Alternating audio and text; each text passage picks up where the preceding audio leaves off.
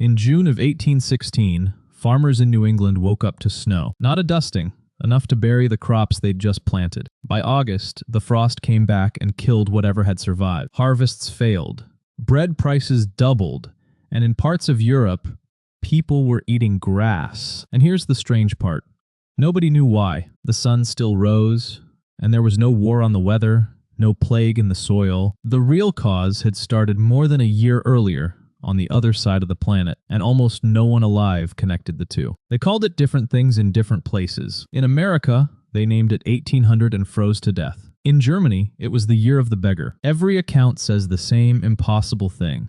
The summer simply didn't arrive. In Quebec and New England, there was frost or snow in every single month of 1816. Corn, the crop the whole region ran on, never ripened. Across Europe, it was cold and endlessly wet, and the harvest rotted in the field. What followed was the last great famine in the Western world. A historian named John Post literally titled his study, "The Last Great Subsistence Crisis in the Western World." There were food riots, looted bakeries, and outbreaks of typhus. So here's the mystery. A cold, wet, killing year hit North America and Europe at the same time. Whatever did this was big enough to reach across an entire hemisphere. But the sky looked fine, so what could possibly cool an entire planet and leave no obvious mark? The answer was a mountain almost nobody in the West had heard of. Mount Tambora, on the island of Sumbawa in what's now Indonesia. On the night of April 10th, 1815, Tambora erupted. And it wasn't a normal eruption. It was the largest volcanic eruption in recorded human history. It blew roughly 1,400 meters off its own summit. The blast was heard over 2,000 kilometers away. It was so far that soldiers on another island mistook it for cannon fire and marched out to fight an enemy that wasn't there. On Sumbawa, around 10,000 people died almost immediately. The ash and the famine that followed killed tens of thousands more across the region. Volcanologists like Clive Oppenheimer rank it a 7 on the volcanic scale, the top tier of eruptions humans have ever witnessed. To put that in perspective, Krakatoa, the eruption everyone has heard of, came 68 years later and was several times smaller. Here's the part that connects a mountain in Indonesia to snow in Vermont. Tambora didn't just throw ash, and ash falls out of the sky in days. It injected an enormous amount of sulfur dioxide high into the stratosphere, above the weather. Up there, that gas turned into a fine haze of sulfate droplets. That veil spread around the whole globe and did one simple thing.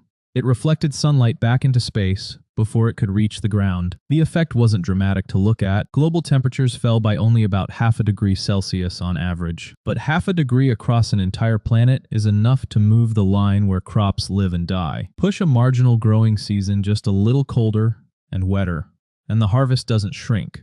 It fails. That's the whole disaster in one sentence. A veil you could barely see, cooling a planet by a number you'd round off on a weather report. That was enough to starve 2 continents. There was one eerie side effect. All that haze scattered the light at dusk into spectacular blood-red sunsets. Researchers led by Christos Xeraphos later studied the skies in the painter Turner's work from these years. They argued the colors match a genuinely aerosol-choked atmosphere. The disaster, quite literally, changed the color of the sky. Now the consequences? Because a year like that doesn't just kill crops, it reroutes history. That same gloomy summer, a small group of writers was stuck indoors beside Lake Geneva, driven inside by the cold and the endless rain. To pass the time, they held a contest. Who could write the best ghost story? One of them was just 18 years old. Her name was Mary Shelley, and the story she started that wet, sunless summer became Frankenstein. Another guest, John Polidori, wrote The Vampire, the story that shaped every vampire that came after. 2 of the most enduring monsters in fiction were born because the summer never came. The fallout was bigger than one lake. Across New England, ruined farmers packed up and moved west, feeding one of the great migrations in American history. Among the families driven off their failing land were the Smiths of Vermont, who resettled in New York, where their son Joseph would later found a new religion. And here's a stranger thread.